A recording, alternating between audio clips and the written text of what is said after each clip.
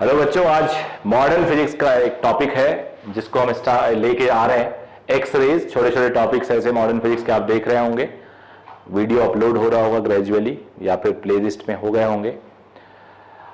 X raise basically photon जो produce करते हैं हम लोग फोटो इलेक्ट्रिक इफेक्ट से, उसका उल्टा इवेंट है। वहां पे क्या करते हैं जरा इमेजिन करो, लाइट किसी मेटल पे स्ट्राइक कराते हैं सर्टेन एनर्जी की, सर्टेन वेवलेंथ की, सर्टेन फ्रीक्वेंसी की। उस लाइट और उस एनर्जी से इलेक्ट्रॉन्स निकलते हैं जिसे हम फोटो इलेक्ट्रॉन कहते थे, याद करो। उस फोटो इलेक्ट्रॉन को हम सर्किट कंप्लीट करवा देते थे तो वो फोटो करंट बन जाता था। यहां कुछ रिवर्स है। मैंने एक वन लाइनर लिखा है, लंबी डेफिनेशन है, बुक में देख लेना, मैं बोल भी दूंगा, बट वन लाइनर लिखा है। एक्स, पहले तो एक्स रेज क्यों कहते हैं भाई, वाई रे क्यों नहीं, जेड रे क्यों नहीं? तो जनरली शुरू में जब ये प्रोड्यूस हुआ तो इसकी प्रॉपर्टीज बहुत क्लियर नहीं थी, तो साइंटिस्ट इसे नाम नहीं दे पा रहे थे, नो क्या दें क्या बोले। तो जब अननोन होता है, आपको पता है मैथ्स और साइंस में हम लोग क्या कहते हैं, लेट इट बी एक्स, तो ये एक्सरे बन गया। बाद में पता चला यार ये तो ईएम वेव है, ये तो फोटोन है, तो बाद में इसकी प्रॉपर्टीज नोन हो गई। तो ये था, when fast moving electrons are stopped by metal surface then x-ray produces. तरीके हैं उसमें भी, दो टाइप के प्रोड्यूस होते हैं, और डिस्कस करूंगा मैं। जिस स्पेशल ट्यूब में इसको प्रोड्यूस किया जाता है उसे कूलिज ट्यूब कहते हैं। ग्लास का बना होता है। इलेक्ट्रॉन एमिट करने के लिए आपको पता है इलेक्ट्रॉन एमिशन के कितने मेथड्स हैं? इलेक्ट्रॉन एमिशन के 4 मेथड है। एक फोटो इलेक्ट्रिक एमिशन, एक थर्माइनिक एमिशन, एक सेकेंडरी एमिशन होता है, एक फील्ड एमिशन होता है। तो थर्माइनिक एमिशन ये है, गर्म करके उसके अंदर इलेक्ट्रॉन को इतना एनर्जाइज कर दो, इतना उसको एक्साइट कर दो कि वो अपना सरफेस छोड़ दे। फोटो इलेक्ट्रिक, उस पर लाइट का बम्बार्डमेंट करो सर्टेन एनर्जी से, तो से इलेक्ट्रॉन निकल दे। थर्माइनिक एमिशन क्या होता है? आप बेसिकली एक इलेक्ट्रिक थर्माइनिक एमिशन होता है, सेकेंडरी एमिशन होता है, आप इलेक्ट्रॉन भेजो बाहर से आ जाता है। थर्माइनिक तो यही हो गया, इलेक्ट्रॉन गया दूसरे इलेक्ट्रॉन को धक्का मार दिया। उसके बाद फील्ड एमिशन होता है कि एक तरफ पॉजिटिव फील्ड इतना रखो कि अट्रैक्ट हुए खींचा चला है, जैसे एक टीवी में ऐड आता है ना डस्ट मैग्नेट, कि डस्ट को खींच लेता है, वैसे इलेक्ट्रॉन को खींच लिया जाता है। तो ये 3-4 मेथड है। तो ये थर्माइनिक एमिशन में लिया, गर्म किया, इलेक्ट्रॉन निकला और जाके टकराया इस मेटल से, और मेटल से एक्सरेज निकलने लगे। ये एक्सरेज हमने ग्लास ट्यूब में रखा, थोड़ा डेंजरस भी होता है, तो बेस्ट एब्जॉर्बर होता है, हाई लेवल की डीसी। इस प्रोसेस में मेटल बहुत गर्म हो जाता है, तो उसको कूल करने के लिए वाटर सर्कुलेट करते हैं, तो ये कूलिंग वाटर होता है। वैसे एक्सरेज का प्रोडक्शन कुछ ऐसा आप सोच सकते हो, न्यूक्लियस है, उसके चारों तरफ ये इलेक्ट्रॉन है, क्रिस्टल है, कोई 1/2 mv² से इलेक्ट्रॉन गया, यहां जब निकला तो 1/2 mv' हो गया, स्पीड कम हो गई, और वहां से hν निकला जो एक्स रे की एनर्जी है। तो ऐसा आप दिखा सकते हो। अब जो प्रोसेस निकलने के वो 2-3 होते हैं, तो उन दोनों तीनों को मैं अलग से पढ़ा रहा हूं। तो एक्सरेज को हम डिफाइन कैसे करते हैं, काफी कुछ लिखना भी हो सकता है, थोड़ा बहुत मैं लिखा हूं, थोड़ा बहुत बोलूंगा, डॉटेड लाइन कर दिया और बोल के कंप्लीट करूंगा। तो आपका नोट्स जब होगा रोक रोक के बनाना आप लोग। एक्सरेज को हम 2 टाइप, प्रोडक्शन के बेसिस पे 2 टाइप बोलते हैं जो एक्सरेज हमें मिलता है।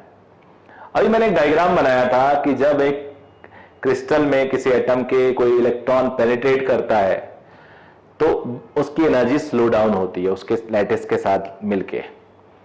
तो जो एनर्जी कंजर्वेशन से देखा जाए तो जो एनर्जी उसकी रिड्यूस हटती है, मतलब जो स्लो डाउन होने पे जो बचती है, वो फोटोन के रूप में एक्स रेज के फॉर्म में निकलती है।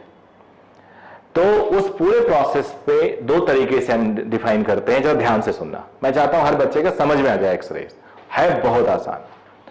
When electron interacts with a strong electric field of atomic nucleus, consequently it is decelerated, retard कर गया, एनर्जी स्लो डाउन हुई।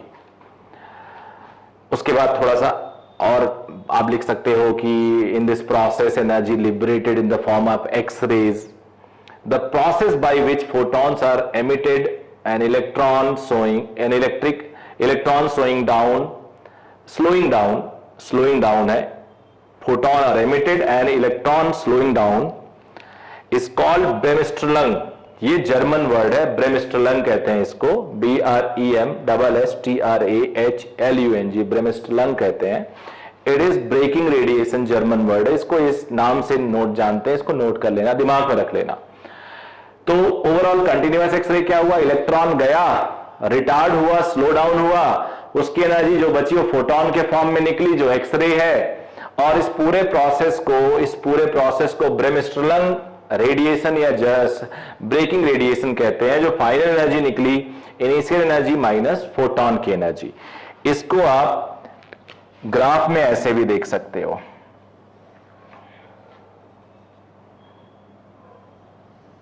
ये है एक्सरे की एनर्जी, ये मिनिमम लैम्डा, ये लैम्डा बेसिस। तो जो एनर्जी निकलती है h new hc by lambda is EI minus E final, यहां से आप निकाल सकते हो। तो लैम्डा हो गया hc upon EI minus E final. तो छोटे मोटे क्वेश्चन भी कई बार मिल जाते हैं, बहुत ही छोटा। एक्सरे की इंटेंसिटी बढ़ती है, फिर उसके बाद घटने लगती है। अब आ जाते हैं कैरेक्टरिस्टिक, ये इंटरेस्टिंग है, इसको मैं डायग्राम की हेल्प से समझाऊंगा तो तुम्हें ज्यादा मजा आएगा। यहां पे स्पेस छोड़ रखा मैंने, बिकॉज इसमें क्या होगा कि ये स्पेस भी यूटिलाइज करेंगे हम लोग। मान लो ये न्यूक्लियस है,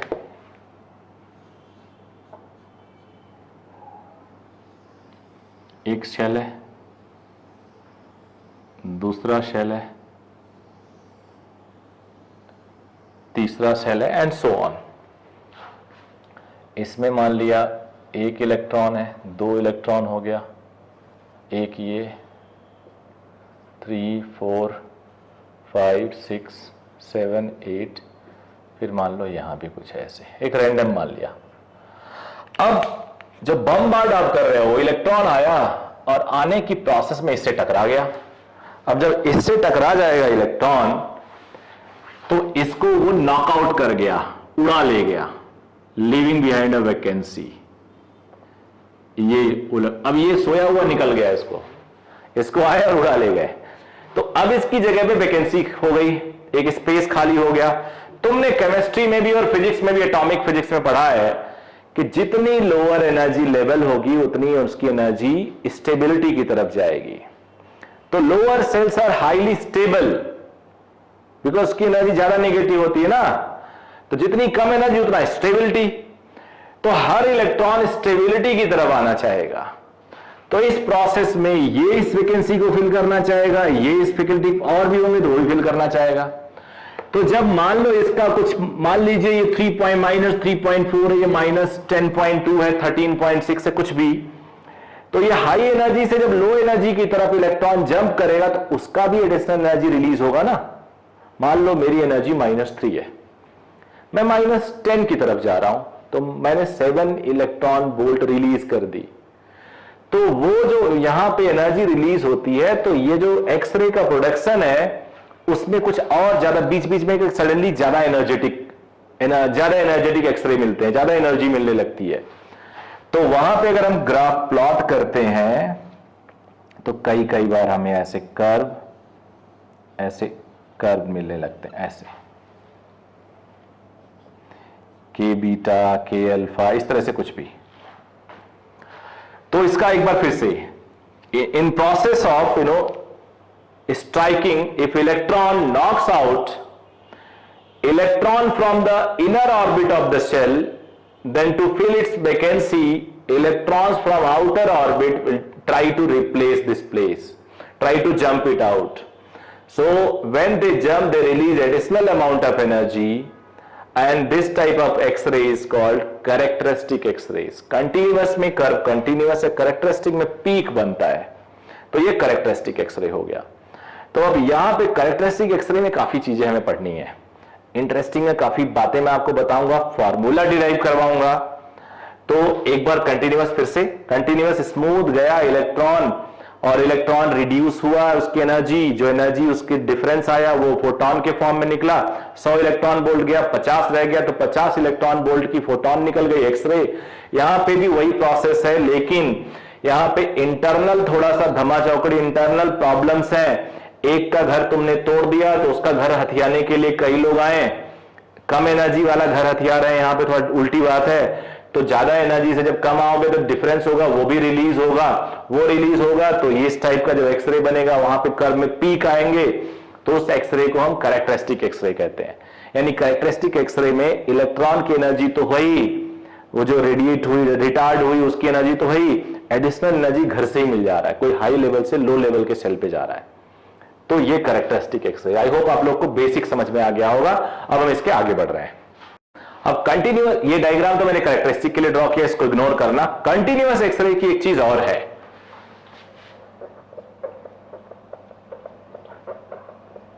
डुआन रूल। ये क्या कहता है इसको भी जान लो, कई बार इस पे भी क्वेश्चन मिलते हैं। ये न्यूक्लियस है,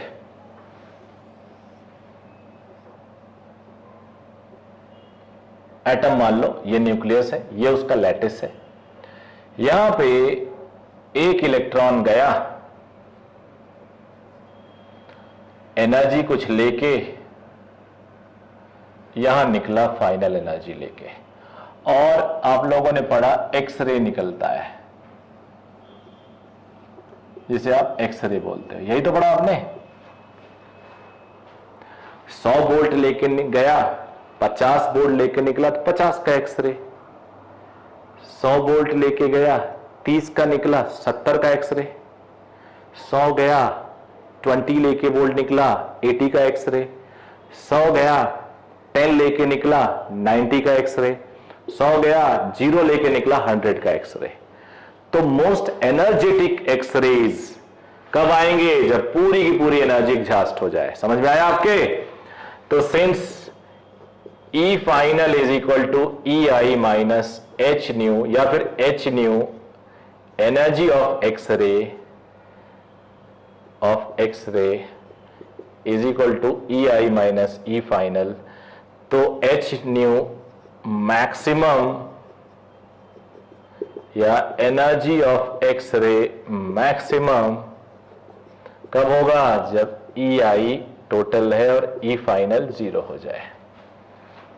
तो मान लो इसको EV नॉट दिया। आप लोग पढ़ते होंगे इलेक्ट्रॉन की एनर्जी क्या होती है, उसको V नॉट, किसी भी चार्ज की एनर्जी कितनी होती है, हाफ mv², एक तरह से पढ़ते हैं। और अगर हम उसको V वोल्टेज दे दें, Q into V potential energy, that is energy, वो कन्वर्ट हो जाती है काइनेटिक में। तो इलेक्ट्रॉन को अगर V नॉट वोल्टेज दिया जाए तो उसकी एनर्जी EV नॉट हो जाएगी। V नॉट वोल्टेज कहां से? कूलिज ट्यूब में मान लो दिया आपने, एक्सेलरेट कराया इलेक्ट्रॉन को, जाके वो हिट कर रहा है मेटल को, तो जितना एनर्जी लेके गया पूरा एग्जॉस्ट हो गया, तो पूरा का पूरा एक्सरे में कन्वर्जन हो गया। तो यहां से न्यू मैक्सिमम आप निकाल सकते हो, EV नॉट अपॉन H। अच्छा, न्यू होता है C अपॉन लैम्डा, तो उस केस में C मिनिमम हो जाएगा बेटा।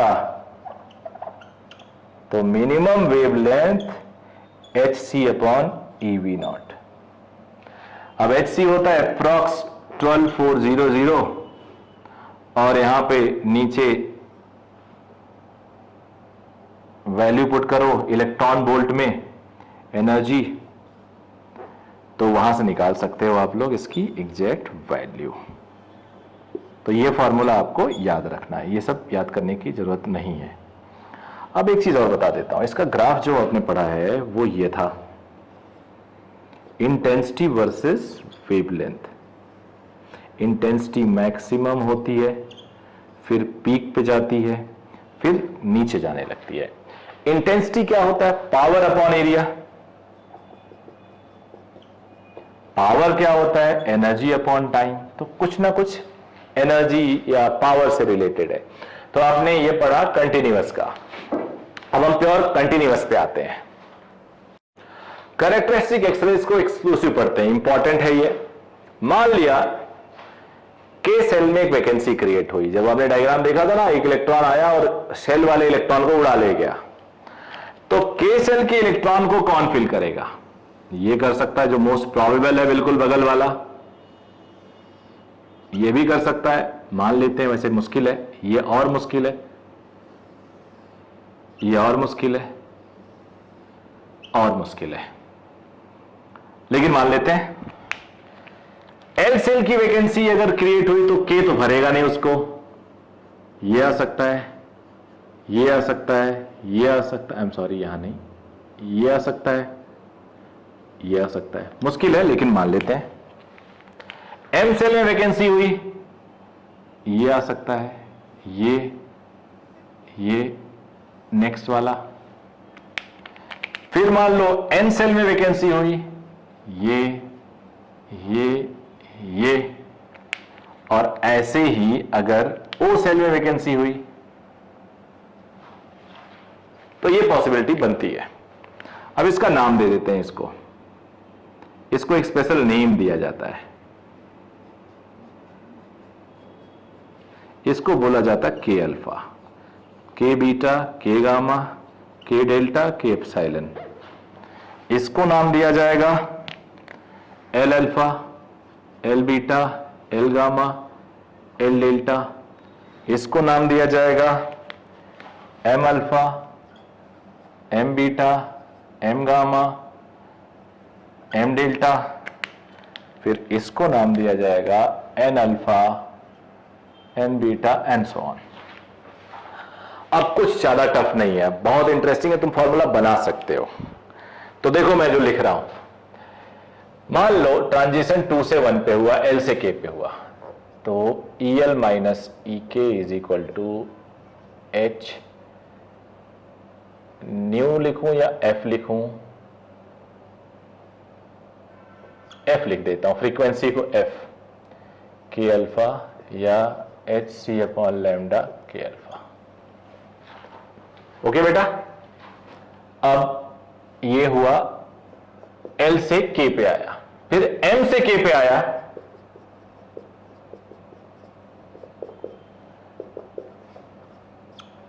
एम से तो के बीटा, बाद में अल्फा का रिलेशन निकाल लेंगे, कंफ्यूजन नहीं क्रिएट करना चाहता मैं।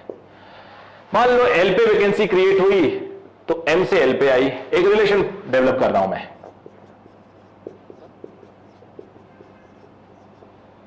एल अल्फा होगा। अब ये 1 है, 2 है, 3 है। 1 आया यानी एल से के, 2 आया एम से के, ये आया एम से एल, ट्रांजिशन। ठीक है बेटा, अब ऐसा करता हूं, फर्स्ट एंड 3 को जोड़ लेता हूं। फर्स्ट एंड 3 को करोगे तो E L minus E K, E M minus E L, तो ई एम माइनस ई के आ जाएगा। राइट हैंड वाला जोड़ो, एच कॉमन ले लो, ई एम माइनस ई के है 2 से, H F K beta,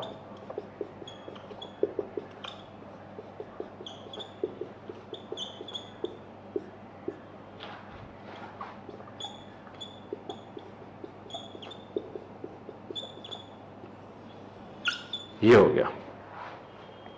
F K beta is equal to F K alpha plus F L alpha. Beta है सेकेंड स्टेज, फर्स्ट स्टेज का अल्फा, उसके ऊपर वाला अल्फा। ऐसे आप फॉर्मूला बना सकते हो। Frequency is C upon lambda, तो 1 upon lambda beta K beta,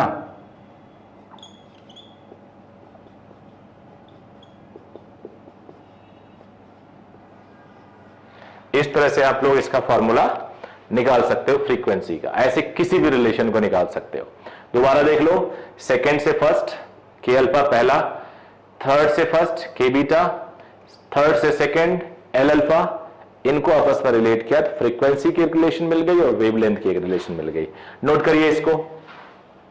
अब इसी क्रम में हम लोग आगे बढ़ेंगे। एक लॉ है, Moseley law for this characteristic X rays, और यही सबसे ज्यादा इंपॉर्टेंट है। तो मैं चाह रहा हूं कि आज तुम्हें समझा दूं ये होता क्या, अदरवाइज याद कर लेते हैं बच्चे। तो आज कोशिश करना कि आपको समझ में आ जाए। आप लोगों ने एक फॉर्मूला पढ़ा है,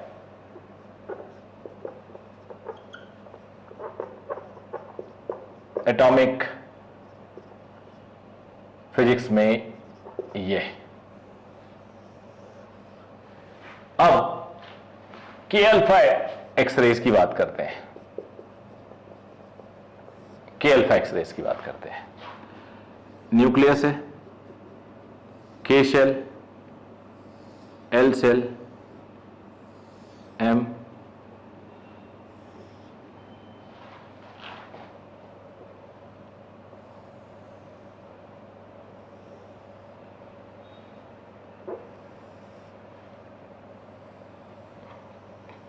के अल्फा, तो के और एल की बात है तो ज्यादा नहीं ड्रॉ करते हैं।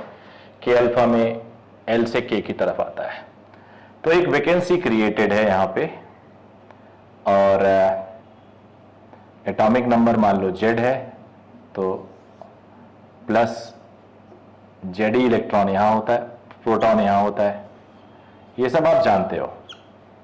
एक वैकेंसी क्रिएट हो गई यहां पे,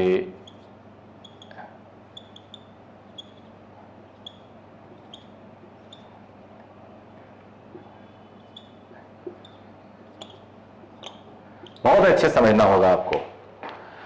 जब आप डिराइव करते हो ये फॉर्मूला एटॉमिक फिजिक्स में, तो याद करो आप एक न्यूक्लियस के चारों तरफ इलेक्ट्रॉन के मोशन को कंसीडर करते हो और बोलते हो इनके बीच में जो इलेक्ट्रोस्टैटिक अट्रैक्शन है Z E into E upon R square के times is provided by centripetal, is provided to centripetal force, centripetal force is provided by this. याद आया? फिर आप mvr is equal to NH upon 2 pi, इन्हीं दो base से पूरा atomic में जो जो अननोन है आप डिराइव करते हो। तो यहां पे जो इलेक्ट्रॉन है वो Ze के साथ इंटरेक्ट करता है, तो Ze इंटू ई हो गया। बट यहां पे जो इलेक्ट्रॉन है, मान लो इसको फिल करेगा एल सेल का, वो Ze इलेक्ट्रॉन के अगेंस्ट इंटरेक्ट नहीं कर रहा है, वो Ze और एक इलेक्ट्रॉन और है वो इंटरेक्ट कर रहा है Ze माइनस ई इलेक्ट्रॉन के अगेंस्ट। तो ये हो जाएगा सेंट्रीपिटल फोर्स में K E square Z minus 1 upon R square. ये खास बात है, ये जो इलेक्ट्रॉन आता है वो इस पूरे चार्ज के अगेंस्ट इंटरेक्ट करता है। ये वही बच्चा समझ पाएगा जो इसको डिराइव किया। मैं डिराइव करवाता हूं, तो मेरे एटॉमिक वाले लेक्चर में आप जाना, ये चीज मिलेगी आपको। अगर अभी नहीं है प्ले स्टोर पे तो बाद में मिल जाएगी आपको। तो ये इलेक्ट्रॉन जेडी से इंटरेक्ट करता है, तो ये electrostatic force is basically this electrostatic force provides centripetal force for circular motion, वहां से और इससे हम डिराइव करते हैं। तो यहां पे जो एल सेल का इलेक्ट्रॉन है वो Ze के साथ साथ Ze और एक माइनस इलेक्ट्रॉन दोनों के साथ इंटरेक्ट करता है, इसके साथ और इसके साथ, तो नेट चार्ज इतने के साथ इंटरेक्ट करता है। तो हम लोग के अल्फा के लिए ये, अच्छा के अल्फा में है N1 1 और N2 आया 2 से, ये 1 2 से 1 आया, तो 1 अपॉन 1 माइनस 1 अपॉन 2 का स्क्वायर, और यहां Z माइनस 1 का स्क्वायर डिराइव करके। तो अब C से मल्टीप्लाई करूं, C से डिवाइड कर दूं, तो कुछ 1 माइनस 1/4 Z माइनस 1 का स्क्वायर, ये 3/4 3CR इंफिनिटी, ये रेडबर्ग कांस्टेंट है और ये फ्रीक्वेंसी। अब दोनों तरफ रूट ले लें, इसको ये हो जाएगा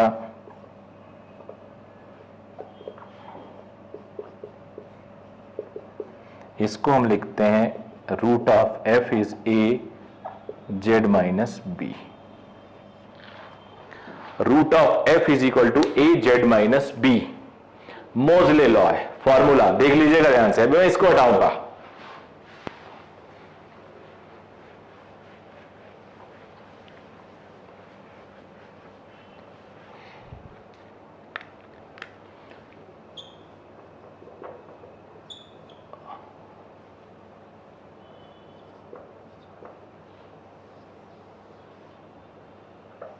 ग्राफ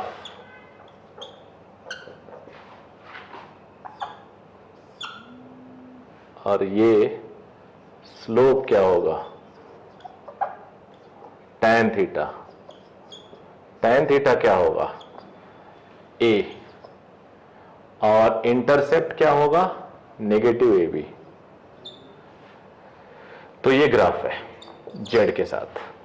फॉर के alpha A is under root 3 R infinity into C upon 4 and B is 1। अच्छे से देख लो, नोट कर लीजिए इसको। और ये जो डिराइव किया गया है वो परफेक्ट है मोजले लॉ। एक बार फिर से बता दूं, मोजले लॉ में के जानने से पहले ये फॉर्मूला आप जानते हो, 1 अपॉन लैम्डा आर इंफिनिटी, इसे हम वेव नंबर भी बोलते हैं, लैम्डा वेवलेंथ होता है। ये फॉर्मूला आया था जब एक इलेक्ट्रॉन हाइड्रोजन का केस लेके करते हैं, जेडी के साथ इंटरेक्ट करता है, कोई भी इलेक्ट्रॉन न्यूक्लियस के साथ इंटरेक्ट करता है, उसमें जेडी होता है, तो JD into E, because JD charge के अगेंस्ट इंटरेक्ट करता है। यहां पे जब के सेल में एक वैकेंसी आ गई तो जो इलेक्ट्रॉन है वो जेडी और माइनस ई के साथ इंटरेक्ट कर रहा है, बिकॉज इसका इंटरेक्शन इस पूरे एरिया से, उसमें पूरा चार्ज कितना है, जेडी और माइनस ई, यानी जेड माइनस ई टाइम्स। तो जेड की जगह जेड माइनस 1 आ गया, यही मैंने बताना था मुझे। फिर उसके बाद वैल्यूज पुट करके रखी हैं, नोट कर लीजिए।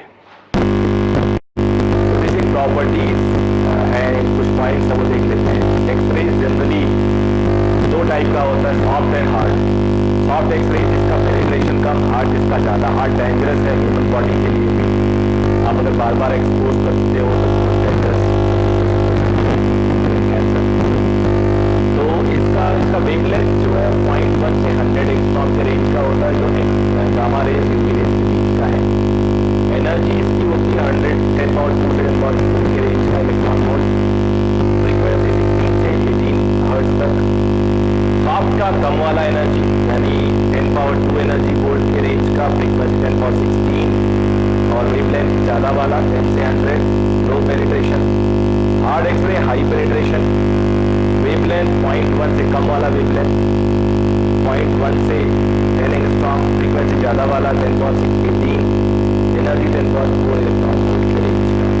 Intensity of X ray depend on number of electron strike the target. जितना ज्यादा इलेक्ट्रॉन स्ट्राइक करेंगे इंटेंसिटी ज्यादा होगी। हालांकि number of electron number of emitted electron turns depends on filament current. जितना ज्यादा गर्म करोगे उतना ही तो निकलेगा।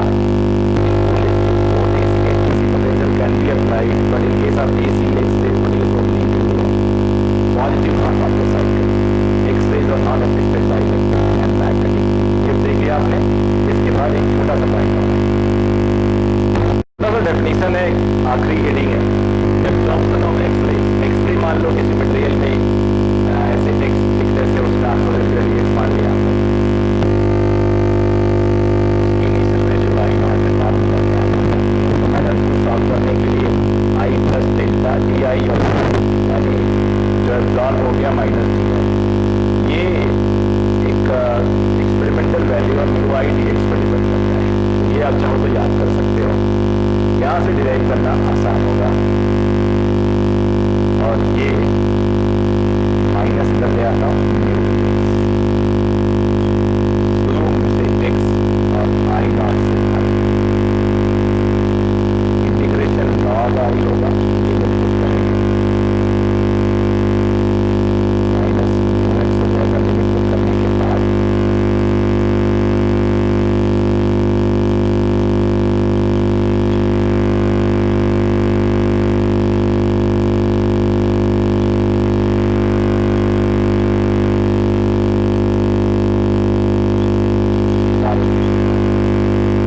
तो ये रिलेशन है। Mu is absorption coefficient, X वो थिकनेस है, I final value of intensity है, I naught initial value of intensity है। आई होप इसमें मैंने कुछ छोड़ा नहीं है। अब कुछ क्वेश्चन आप ट्राई कर लेना, मेरे हिसाब से तो कुछ नहीं छूटा हुआ है। और जो आपको आई थिंक बता भी दिया था मैंने, मोजले लॉ सबसे ज़्यादा इंपॉर्टेंट होता है, इससे क्वेश्चन पूछे जा सकते हैं। A1 होता है, B होता है, A होता है √3 R infinity C/4 B1 for K alpha. इस पे क्वेश्चन मिलेंगे। कंपेयर करना सिखा देता है, K अल्फा के लिए फ्रीक्वेंसी है। इस तरह से आप लोग का ये चैप्टर एक्सरे जो बहुत इंपॉर्टेंट है खत्म हो गया। और छोटे छोटे हेडिंग, आई होप आपको मजा आया होगा। अगर अच्छा है तो अपने दोस्तों को भी दिखाइए। ये वीडियोस फ्री है सबके लिए, पूरा कोर्स। और मैंने एक टेलीग्राम चैनल स्टार्ट किया है। टेलीग्राम चैनल पे हम इसके एक्सरसाइजेज और क्वेश्चन अपलोड कर रहे हैं डेली बेसिस पे कुछ ना कुछ क्वेश्चंस आपको मिलेंगे और उसके सॉल्यूशन मिलेंगे। तो वो टेलीग्राम चैनल भी फ्री है आप लोग के लिए, उस पर भी जाके आप लोग क्वेश्चंस और देख सकते हैं। टेलीग्राम में आपका अकाउंट होना चाहिए और उसमें DK मिश्रा फिजिक्स के नाम पे आप सर्च करिएगा तो आपको ये मेरा चैनल मिल जाएगा। थैंक यू वेरी मच बच्चों।